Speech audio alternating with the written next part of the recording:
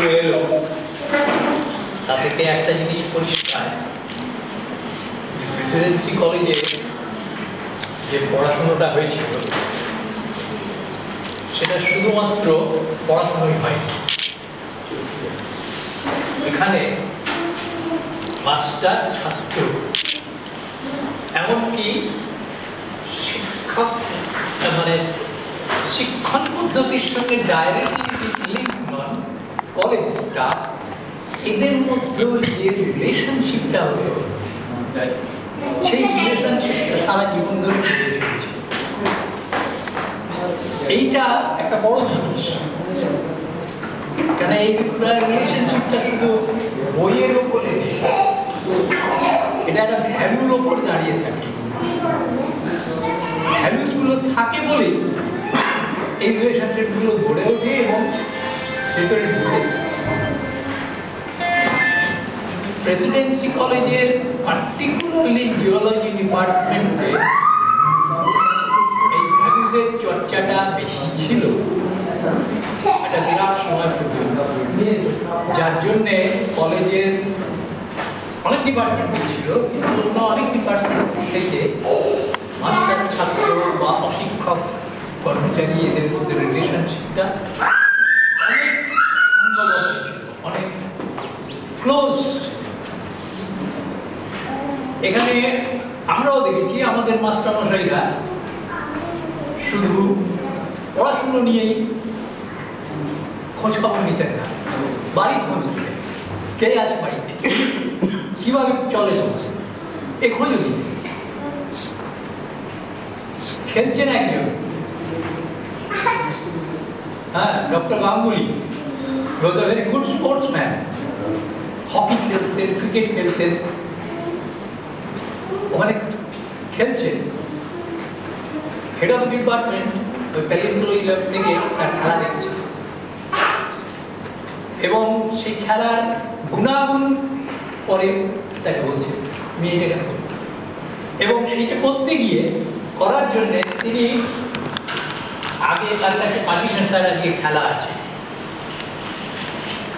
যে ক্লাসটা করলেন না সেই ক্লাসের কাজটা কিন্তু পরে করে নিলেন। একটা ইনস্ট্যান্ট আমি নেট করছি, সেটা দিলীপ দাকে বলেছি। আমাদের ডিপার্টমেন্টের দুজন ছাত্র আমাদের সমাজ, আমাদের কন্টেম্পোরারি, তারা দুর্ধর্ষ এসএফআই চমৎকার অ্যাক্টিভিস্ট ছিল। তখন অনেকেই হয়তো জানে, অনেকেই জানে না, প্রফেসর সন্তোষ রায় ছিলেন হেড অফ ডিপার্টমেন্ট।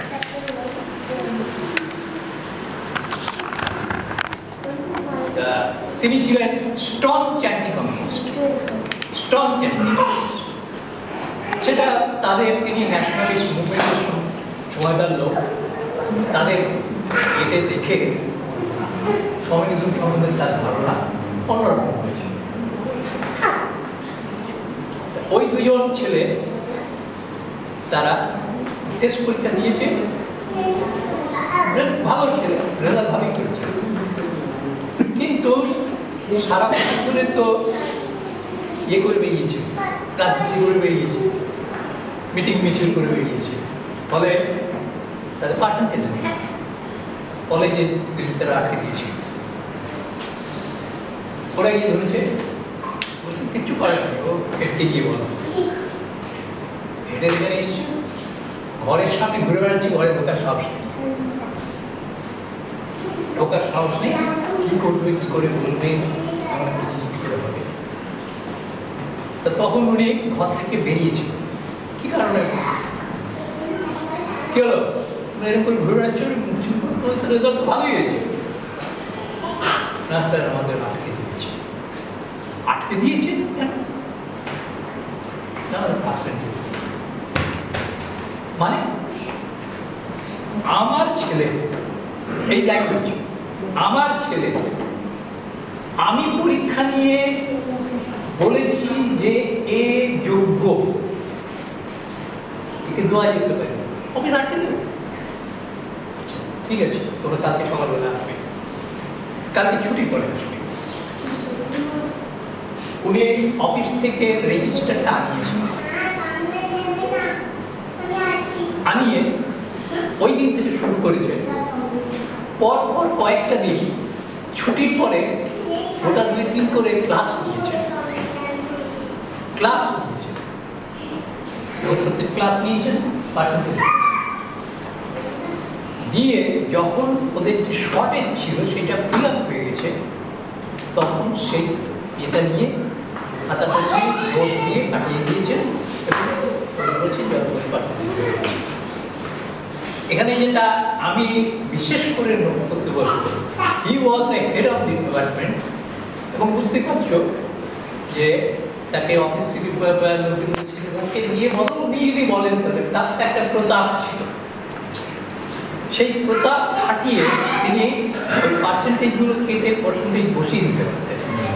বসান ক্লাস নিয়েছেন নিজে ছুটির পরে থেকে এবং ওদের ক্লাস করিয়েছেন, করে ক্লাস দিয়েছেন এবং তারপরেতে সেই ছেলেদের তারা আমার বন্ধু, তারা বলছে ওই যে ক্লাস কটা করেছিলাম তাতে আমাদের অনেক জিনিস মানে আর ওগুলো নিয়ে নাড়াচাড়া করতে হয় না। এইটা ছিল সম্বন্ধে তার দায়িত্ববোধ, ছাত্র সম্বন্ধে তার ফিলিংস। এখানে আমি ওইটা মার্ক করতে বলবো যে he was a strong champion anti-communist and he knew that these people were মানে held up because of this political. সেটা কোনো আজকের দিনে দাঁড়িয়ে এই জিনিস ভাবা যায়, এই জিনিসগুলো ছিল প্রেসিডেন্সি। এটা শুধু প্রেসিডেন্সি করে একরকম ভাবে ছিল, শুধু প্রেসিডেন্সি করে না, শিক্ষা জীবনের মধ্যেই ছিল। এটা আমাদের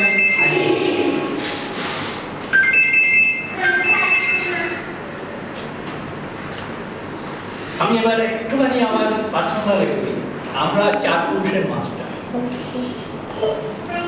আমি মাস্টারি করেছি, আমার বাবা মাস্টারি করেছে, আমার ঠাকুরদা মাস্টারি করেছেন, ঠাকুরদার বাবা মাস্টারি করেছেন, আমার মেয়েও স্কুলে পড়ায়।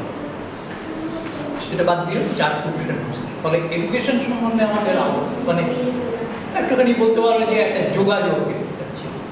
এবং আমার পরীক্ষা এমএসসি পরীক্ষার পরে আমার বন্ধু বান্ধবরা তারা জিএসআই পরীক্ষা দিতে যাবে, আমাদের পরীক্ষা দিয়ে না আমি পড়াবো জিএসআই, মানে জিএসআই পরীক্ষাই দিই। এবং একটা জিনিস বলতে পারো যে তখনকার দিনে আমি সেটা যে বলেছিলাম পড়াবো, সেটা ডেটে বসে থাকতে পেরেছিলাম, রেজাল্টটাও ভালো ছিল, পেয়েও গেছি।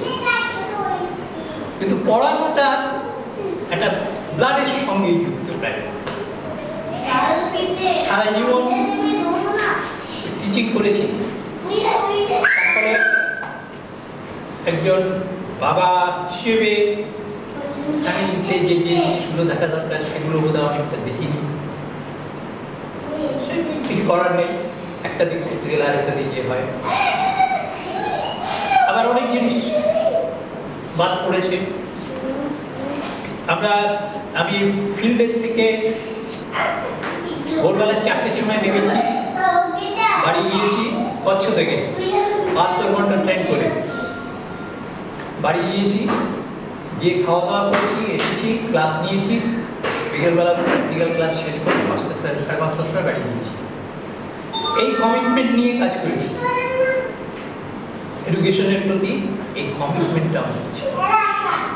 এখন আমি পরিষ্কার বলে দিচ্ছি যে জিওলজিটা অ্যাজ এ যেটা কাজ করতাম as a career, that has ended. আমি আপনার সঙ্গে আর জিওলজি কোনো সেই সম্পর্কটা নেই। আমি যা জানতাম আমি ওই বইয়ের মধ্যে সেটা দিয়ে দিয়েছি, সেটা যতদিন পর্যন্ত যাওয়া ছাত্রদের কাছে যাবে, সেটাকে আরো আপডেট করা যায়। কিন্তু আপডেট করতে গেলে আমাকে যে এনার্জি এবং সময় দিতে হবে আমি সেটা দিতে পারবো না, কারণ geology as a career doesn't belong to me anymore. Geology as a subject, as a science subject, এই হিসেবেই আমার কাছে আছে। জিওলজির মধ্যে দিয়ে আমি সায়েন্সের ফিলসফি, মেথডোলজি, কীভাবে চিন্তা করতে হয়, কীভাবে জিনিসকে দেখতে হয়, এসব জিনিসগুলো বহু জিনিস শিখেছি। যতটা পেরেছি ছাত্রদের শিখিয়েছি, দু একজন সেটা মেনশন করেছি। ফলে সেই হিসেবে থাকবে, কিন্তু অ্যাজ এ কেরিয়ার আমার কাছে geology doesn't belong to me. এটা আমার ছাত্রছাত্রীরাও দু একজন অপে করেছে, স্যার আপনারা কোনো কাজ করেন না, অন্যরা দেখুন তো আপনারা রিটায়ার করার পরও কত কাজ করছেন। Yes, but I have a different philosophy. কিন্তু আমি এখনও এডুকেশন নিয়েই ব্যস্ত। আমি এখন এডুকেশনের সাধারণভাবে, জেনারেলভাবে কান্ট্রির যে এডুকেশন, তার যে পজিশন, এইটা সম্পর্কে চিন্তিত। সে নিয়ে যতটা আমার সামর্থ্য মতো যা করা যায় করার চেষ্টা করি। এবং এইখানে যেটা আমি বিরাট করে দেখতে পাচ্ছি যে সমাজের মধ্যে এমনি যে অবক্ষয় আছে, তাছাড়াও ছাত্র মানে শিক্ষক রিলেশনশিপ, ছাত্ররা মাস্টারকে মেরে ফেলছে, because opponent, politically opponent. Master ছাত্রীকে দিনের পর দিন রেপ করে চলেছে। আদিবাসী ছাত্রীকে গুজরাটে ঘটেছে, হ্যাঁ, 5 বছর আগে। এই জিনিসগুলো চলতে দেওয়া যায়, অন্তত আমি সহ্য করি। সেই জন্যে শিক্ষা পদ্ধতি, শিক্ষকতা, শিক্ষা এর সঙ্গে যুক্ত মানুষ হিসেবে আমি একটা জিনিস কমিট করে দিচ্ছি যে শিক্ষা ব্যবস্থা, তার অবক্ষয়, তার অধোগতি, এটা সম্পর্কে চিন্তা ভাবনা করে যদি কোনো বেরোবার রাস্তা কিছু ঠিক করা যায়, সেটা খোঁজা, তার জন্য চেষ্টা করার, যা করার আমি যতটা পারি আমার শেষ দিন পর্যন্ত। That is my commitment, that is my accountability two society. Society আমাকে আজকে এই জায়গায় এনে দিয়েছে, আমাকে শিখিয়েছে, পড়িয়েছে, আজকে এই জায়গায় সোসাইটিতে ভ্যালুস ছিল বলে আজকে এই ছাত্রছাত্রী বন্ধুবান্ধব আছে, তারা আমাকে এই জায়গায় মর্যাদা দিচ্ছে।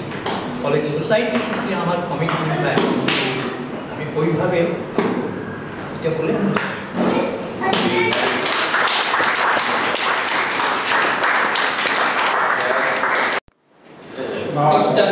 বেডের উপর।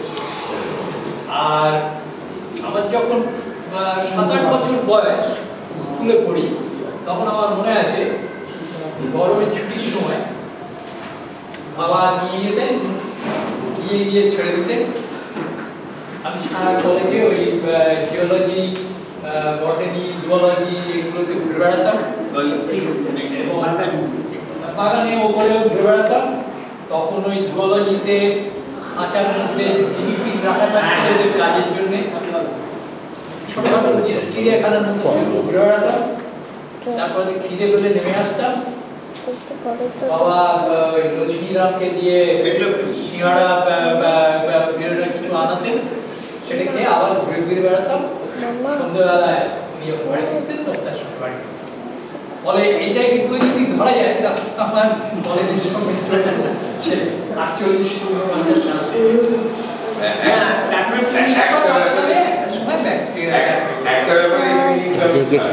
সবথেকে বেশি